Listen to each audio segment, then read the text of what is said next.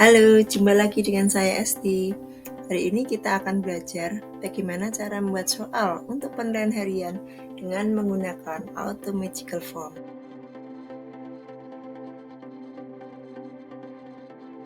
Baik, sekarang kita mulai. Pertama, kita harus memiliki Automagical Form ya, add-ons dari Automagical Form. Seperti ini ya. Nah, ini punya saya. Apabila Bapak Ibu belum punya, Bapak Ibu bisa mendownloadnya dulu, mengambilnya dari marketplace ya. Kita cari di marketplace ya, Google Marketplace. Baik, di sini silakan diketik Automagical Form. Baik, kita sudah masuk ke Automagical Form. Silakan diklik. Nah, ini karena saya sudah memiliki, maka ini sudah terinstall ya secara otomatis. Nah, kemudian kita masuk ke Google Drive ya. Di sini kita sudah menyiapkan soal ya. Untuk soalnya bisa kita klik dulu. Kemudian kita klik Automagical Form dan kita klik Create Form.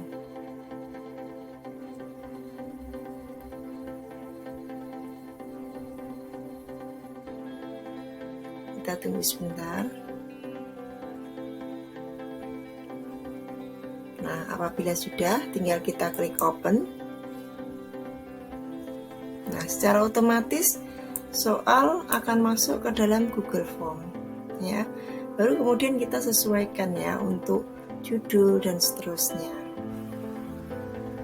Baik, dalam soal biasanya kita juga membubuhkan atau memberikan identitas ya kepada siswa kita. Maka kita bisa menambahkan di sini seksi baru ya. New section ya. Nah, di sini kita tulis misalnya ini ya, untuk soalnya dulu kita ganti saja, misalnya soal penilaian harian pertama misalnya seperti itu ya. Nah, kemudian di sini kita tambahkan untuk yang pertama itu kita akan memasukkan kelas dulu ya. Siswa akan kita minta untuk memasukkan kelas.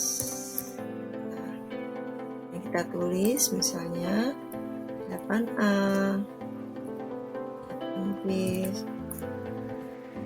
C, ambil aja kelas ya. Kemudian dari sini kita akan menambahkan section baru ya. Jadi harapan kita ketika anak sudah memilih kelas, maka dia akan langsung masuk ke daftar nama ya. Jadi anak tidak mengetik nama sendiri, namun memilih namanya. Jadi di sini kita ketikkan nama kita buat choice saja. Kita ambil dulu untuk daftar nilainya ya.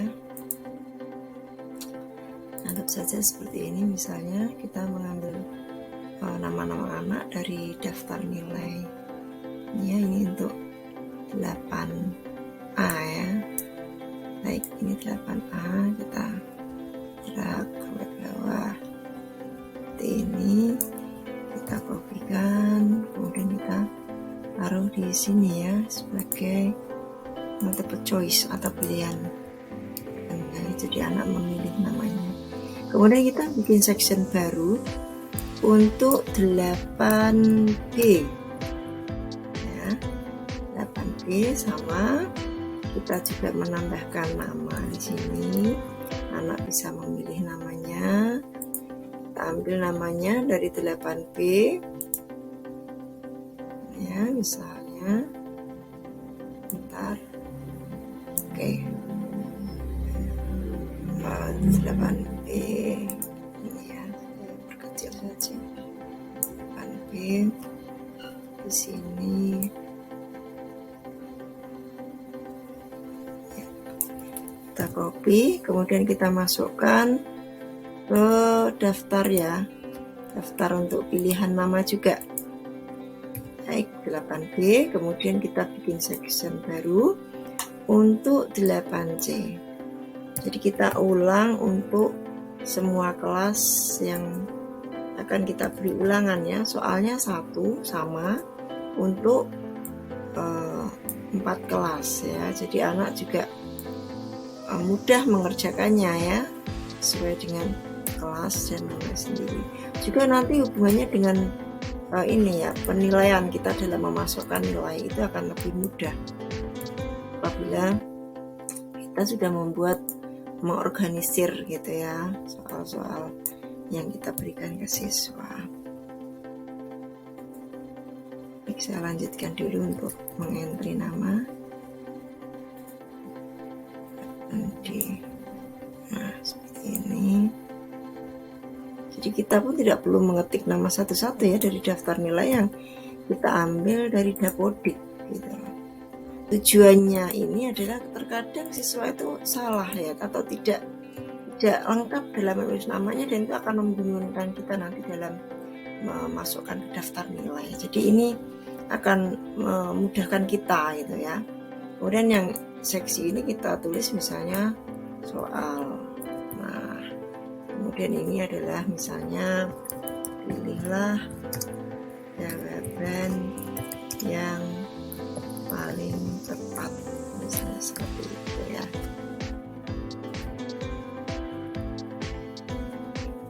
Nah, ini sudah jadi. Mari kita lihat di pengaturan di previewnya ya. Nah,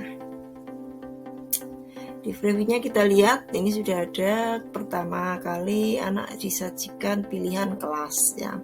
Anggap saja anak tersebut 8A, maka dia harus memilih kelas dulu ya untuk bisa masuk ke namanya. Nah, ini 8A sudah benar ya. Nah, kemudian dia pun juga harus memilih namanya dulu untuk bisa masuk ke soal. Jadi dia pilih nama dulu. Nah, ternyata setelah memilih nama, ini malah masuk ke 8B. Berarti kita harus mengadakan pengaturan ulang ya. Nah, bagaimana? Coba kita perhatikan untuk pilihan kelas ini. Kita klik bagian titik 3 ini. Kita pilih go to section based on answer. Jadi anak akan diarahkan masuk ke seksi setelah dia memilih sebuah jawaban. Anggap saja ya, anak akan memilih 8A, maka dia akan masuk ke section 8A gitu ya. Apabila anak masuk atau memilih 8B, maka dia akan masuk ke 8B. Kalau ini pilihan namanya ada di 8B begitu ya. Baik, nah kemudian setelah anak memilih 8A ya, berarti kan kita klik di sini. Setelah anak memilih namanya, maka dia akan masuk ke section 6 yaitu soal. Ya, demikian juga untuk yang 8B, anak masuk ke section 6 ke soal. 8C juga sama. Demikian juga untuk 8D. Nah, seperti itu ya. Mari kita cek dulu ya untuk memastikan bahwa apa yang sudah kita atur itu sesuai. Baik, anak memilih 8A, kita klik next. Anak masuk ke nama daftar nama kelas 8A. Dan benar ya. Ini kalau misalnya Vidamaya memilih namanya Vidamaya misalnya, maka dia akan masuk next-nya itu langsung masuk ke soal. Nah, ini sudah benar ya berarti ya. Nah, baik. Kemudian untuk yang ini kita coba untuk 8B ya, kita coba semuanya ya. Jadi jangan sampai ketika kita share ke siswa anak salah gitu loh, atau mungkin pengaturan kita belum benar gitu kan. Ahmad Rudi misalnya anak milih, kemudian kita lihat anaknya sudah masuk ke soal, sudah benar. Kemudian yang 8, kalau anak memilih 8C misalnya namanya ini next, apakah masuk soal, sudah benar. Kemudian apabila anak memilih kelas 8D, dia sudah masuk ke 8D, sudah benar. Misalnya seperti ini, nextnya apakah masuk ke soal, sudah benar. Nah, berarti sudah sesuai ya. Nah, dalam soal ini, Bapak Ibu, kita pun bisa memberikan pengaturan-pengaturan yang lain. Ini baru pengaturan dalam struktur pengerjaannya ya. Kita bisa menambahkan. Misalnya untuk tema ya, kita masuk ke tema dulu, custom theme misalnya. Kita custom untuk temanya atau gambar itu, gambar yang di atas itu bisa memilih dari sini ya. Kita ambil dari sini, kita misalnya kita ambil ini, kita klik insert. Nah akan sesuai, akan masuk ya gambar yang kita pilih, dan juga warnanya pun menyesuaikan. Namun apabila kita tidak suka dengan warna ini, bisa kita ganti loh ya, misalnya seperti ini, kita ganti yang lebih muda ya, atau mungkin yang ininya kita ganti ya seperti ini. Silahkan diganti sesuai dengan selera ya. Dan apabila kita pengen lebih spesial gitu ya, kita juga bisa memilih upload ya, upload foto misalnya seperti ini ya. Misalnya saja ini saya sudah punya foto untuk ini ya, background saya sudah membuatnya dari aplikasi Canva. Nah seperti ini, saya suka membuatnya seperti ini. Saya pakai dalam 1 semester sehingga sudah spesifik. Ini memang ulangan dari PST seperti itu. Nah ya, ini nanti tema pun akan berubah sesuai dengan gambar yang kita upload. Nah ini karena ada banyak unsur birunya di sini, maka berubah menjadi biru. Namun kalau seandainya mau saya ganti ungu juga boleh ya, bisa seperti itu ya. Itu untuk tampilan dari ini. Kemudian jangan lupa kita juga harus men-setting ya. Karena ini soal ini nanti ulangan, maka kita pastikan ini make this a quiz. Nanti akan ada pilihan untuk memasukkan kunci jawaban beserta skornya ya. Kemudian ini juga ada pilihan apakah nilai itu langsung dimunculkan ketika anak selesai menjawab atau nanti, seperti itu. Kemudian untuk Chromebook setting ini, apabila Bapak Ibu menggunakan atau siswa ya menggunakan Chromebook ya dalam mengerjakan ulangan. Nah apabila kita klik seperti ini, maka siswa itu tidak bisa membuka tab lain, artinya tidak bisa menyontek begitulah ya. Kemudian ini pilihan-pilihan berikutnya, miss question. Ini apabila kita on kan seperti ini, berarti siswa akan tahu jawaban mana yang salah. Jadi biasanya ini saya off kan gitu ya.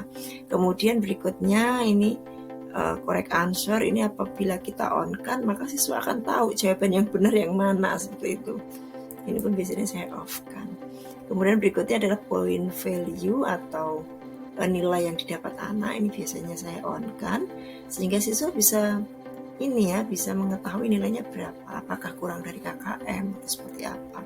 Saya memiliki kebiasaan apabila siswa tersebut nilainya kurang dari KKM, saya mempersilahkan anak tersebut mengerjakan ulang sebagai bentuk remedial, seperti itu. Namun nilai pertama tetap yang saya ambil. Jadi nilai yang pertama itu saya atur masuk pertama, dan apabila dia mengerjakan berikutnya dan sudah melampaui KKM, maka saya anggap sebagai remedial, seperti itu. Kemudian ini point value ya, jadi poin yang akan kita berikan per jawaban yang benar. Ini kita tulis satu saja tidak apa-apa. Kemudian yang berikutnya collect email addresses. Kalau on seperti ini, maka anak akan diminta untuk memasukkan alamat email. Ini biasanya saya off kan. Kenapa? Karena siswa saya kebanyakan itu lupa dengan akunnya sendiri, jadi daripada menyulitkan mereka, saya off kan. Kemudian allow responding editing ini juga biasanya saya off kan, karena kalau tidak anak bisa mengganti-ganti jawabannya. Kemudian berikutnya ini restrict to user and kementerian ini juga biasanya saya off kan, karena meskipun semua siswa saya sudah memiliki akun belajar ID, namun tidak semuanya sudah terpasang di HP mereka, sehingga saya tidak ingin anak saya menjadi kesulitan dalam mengerjakan.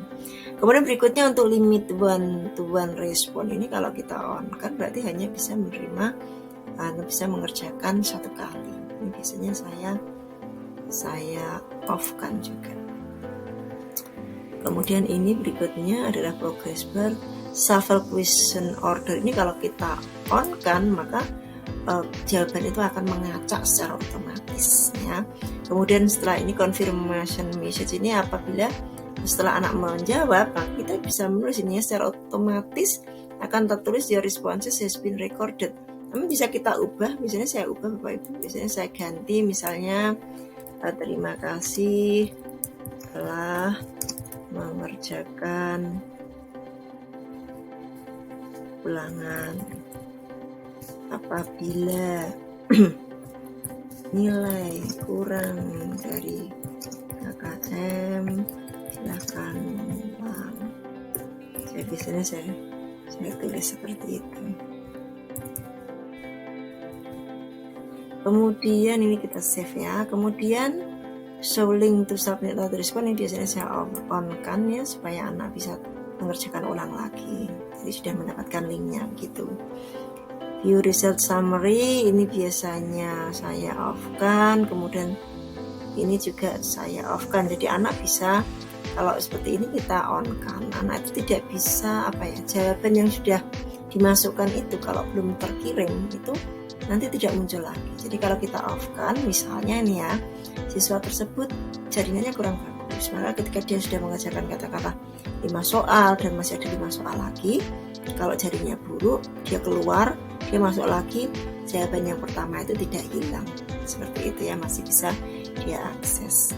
Seperti itu. Kemudian form default ini biasanya saya off kan. Kemudian ini make question record by default, artinya ini semua soal itu harus dikerjakan. Jadi kalau anak tidak mengerjakan 1 soal maka dia tidak bisa mengirim jawaban. Seperti ini ya. Ini karena sudah saya rasa aturannya sudah sesuai, bisa kita share ya, kita klik send, kemudian kita ambil linknya, kita copy, nah baru kita share ke siswa. Seperti itu ya. Nah, habis ini nanti kita akan belajar bagaimana memasang add-on ya yang lain selain automagical form untuk mempermudah pekerjaan kita juga dalam memberikan ulangan kepada siswa. Demikian, terima kasih. Bye-bye.